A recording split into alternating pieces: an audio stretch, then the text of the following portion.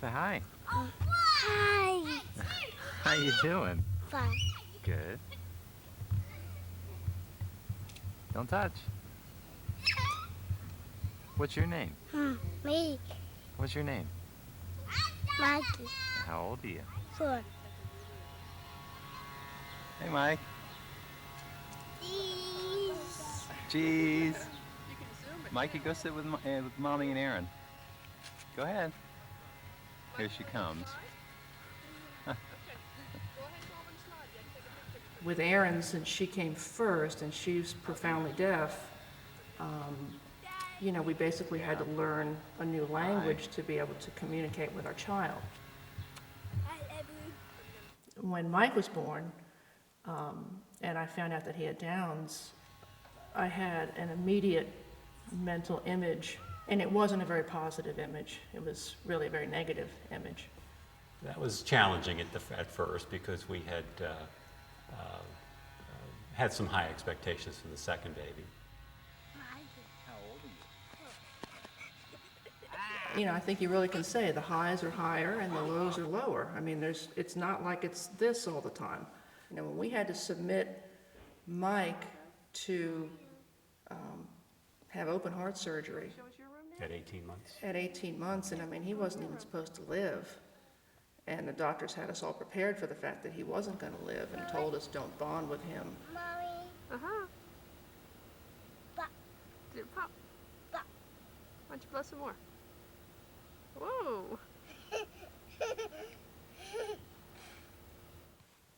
Your perspective is changed. The priorities are all different. They're all kind of upside down, turned around, whatever you want to say. But the thing that was really good for us was that we were together. Say night night. Night night. Night night. Night night.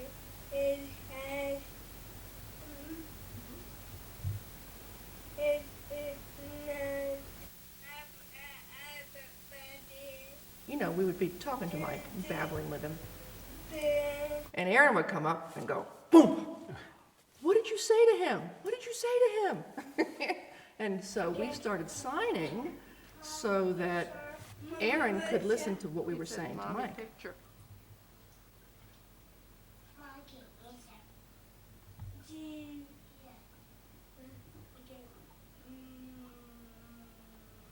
When Mike took his first steps, he was 3. Most kids are certainly walking before 3. But I tell you, those first steps, I mean, it was like you could hear the cheer and the roar go up around the world practically.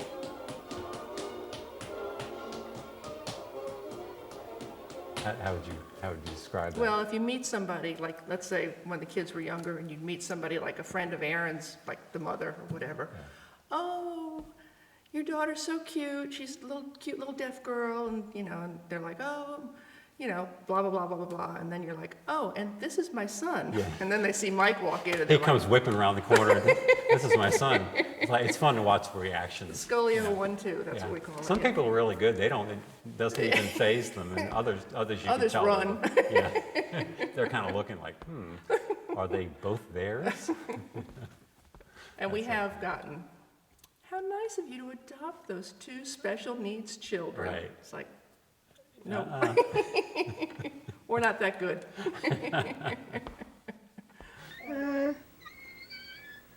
Hi. What are you doing? The decisions that we've made for Mike throughout his life have been to encourage normalcy.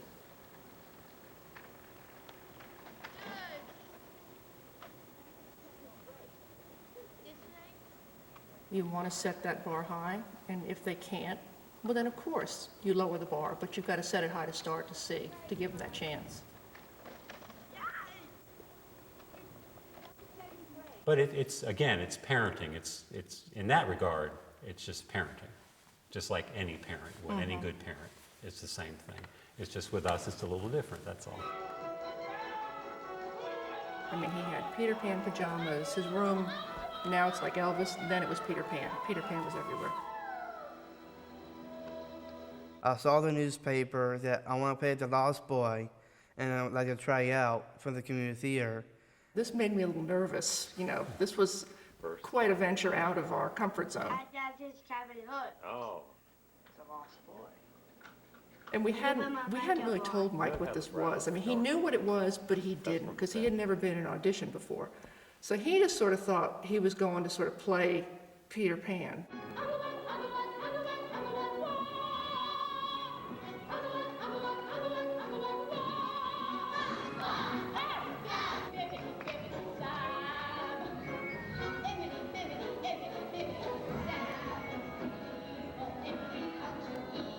And that started the whole thing.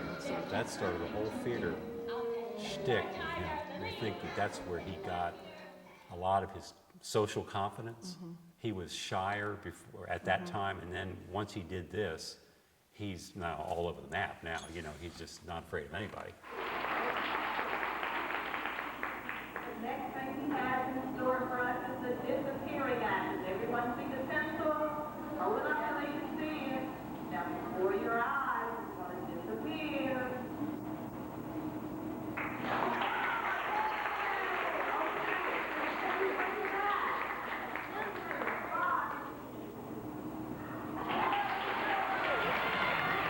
Way to go, Mike!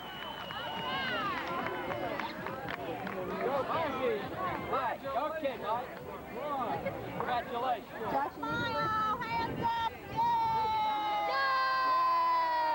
Double combination, triple combination.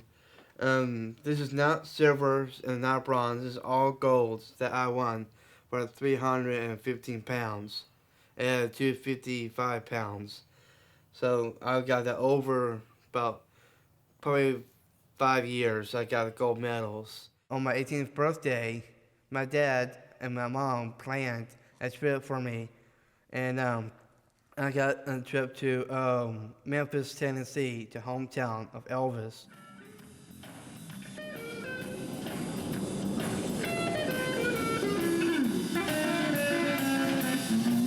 Now get down to touch it, gather, please.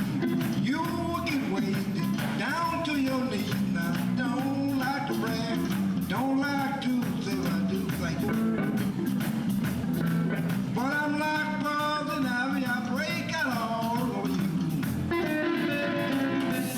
We're at Sun Studios right now. That's when Elvis Presley were over there got his first record.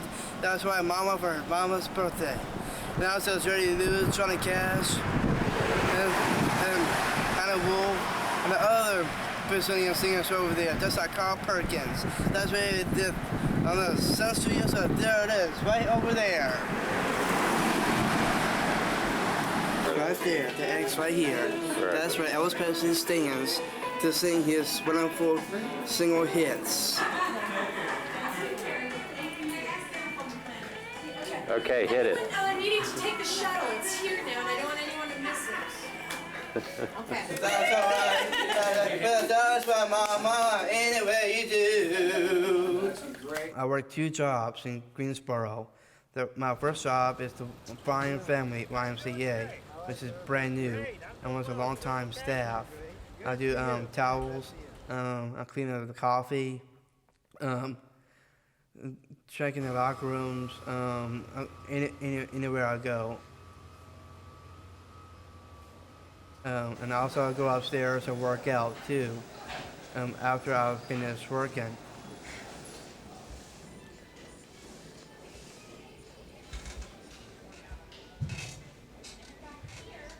This is the guy who gave me the Navy shirt. He hates the Army, so that's how I want the Navy. 2 Navy shirts. You wore one out. Yeah. Matter of fact, it's the last Navy shirt I had. That's right. This is the last shirt of the Navy. He told me to throw the Army one in the fireplace. Oh, no, I did that. Hey man, this is really a hard game. I'm trying. This is my first time to use this. Can you say hi to the camera? Can you say hi? Woo!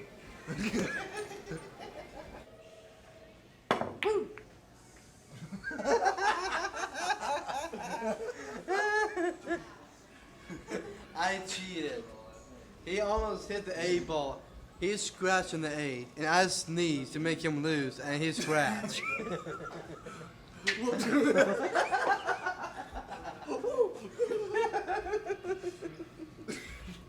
I worked my second job with Hands On Friendly, which is downtown. I've been working for years as a host stand. And I picked up the phone and said, "Hi, my name is Mike. Welcome to Hands On Friendly. How can I help you?" And I help the customers to their tables. I bust the tables. I do other side works also. And I've been working about 4 years, and I'd rather keep going. I do not want to retire. Tonight is a great night to see the Greensboro Grasshoppers versus the Rhodes, and I think we're gonna win tonight. Hey, what's going on? How you doing, man? Awesome. What's going on? How you doing, Mike? Doing good. Doing okay? I've been in Florida, man. Oh man. Yeah, I was playing down there for a little while. Oh man, how's Blake doing? Good. Awesome. Yeah, he's doing good. You still listen to Elvis? Oh yeah, sure am.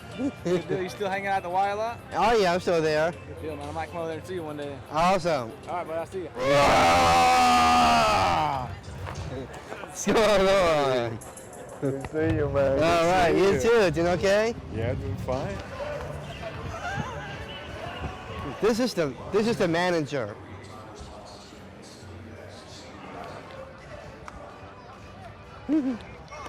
Me? Oh boy, I'll be right back. Okay.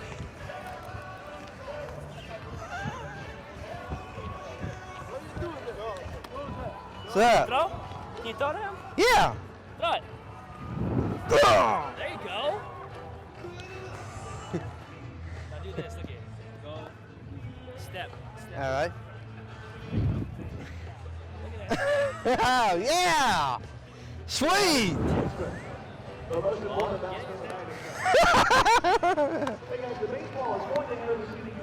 Oh man, I did better than that.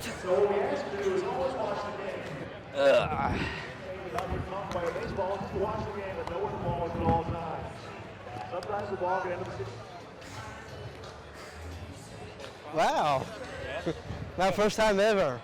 Yeah? I would never throw a ball at another player before. Swing, bada, bada, bada, swing, bada, bada, swing, bada, bada, swing, bada. Ah, good time, Teddy.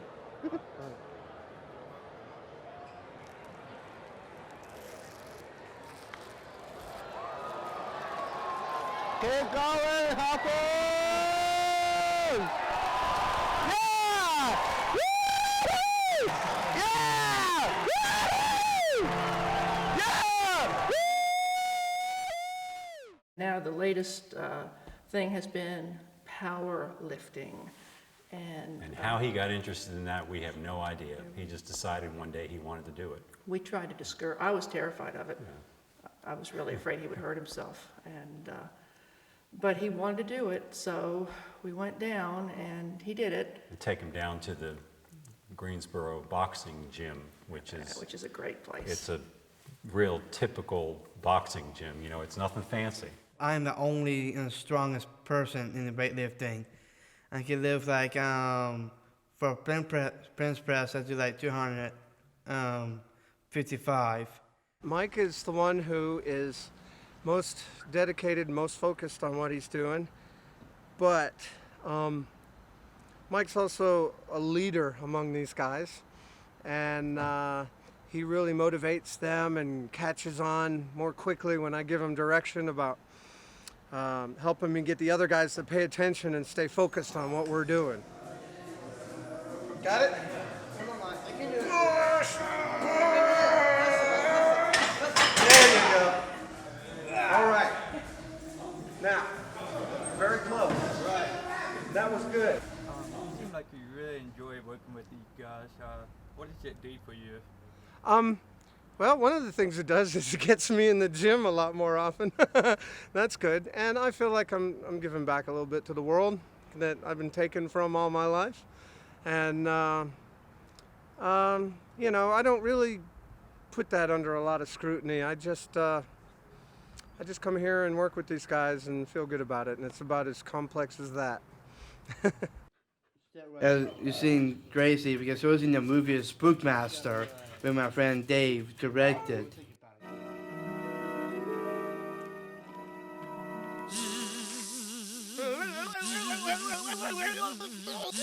Well, I did direct my one documentary movie of Elvis. It's called Who Was the King of Rock and Roll? And I played Elvis Presley. Oh no. Oh God, son. No. Oh God. He's gone. He's gone.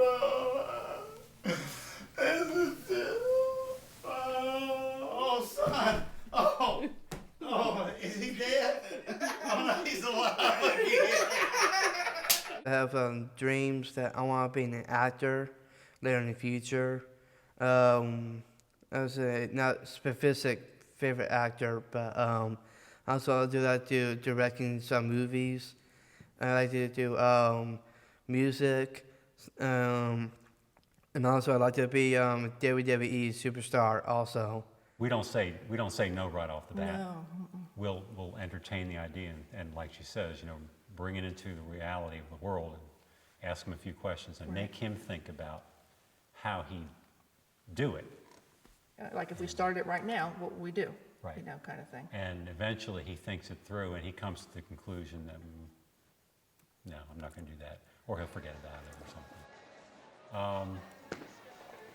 something. In the future when we're gone, his sister is going to look after him. And that's mutually understood. Right now, we thought about, in the past, we thought about maybe Mike can have his own apartment, live on his own, and that could be possible at this point. Although he hasn't really expressed an interest in wanting to do that. Yeah, he's lost an interest in that a little bit. He hasn't really said too much. I think later in the future, I'll probably move my own apartment someday, and probably hang out with my parents more often. And I don't feel uncomfortable for my friends are leaving.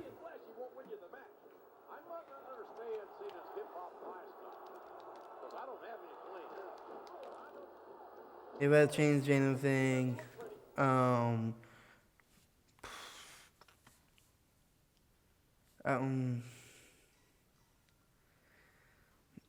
of fact, I don't want anything. I don't want anything to change. I like it where they are now, but I'm scared of changes. When I grew up, I like to be a normal person, to hang out with my normal friends. Like I say, in church, I hang out with my normal friends. Same thing in high school. Any place I go, I'm gonna be a normal person.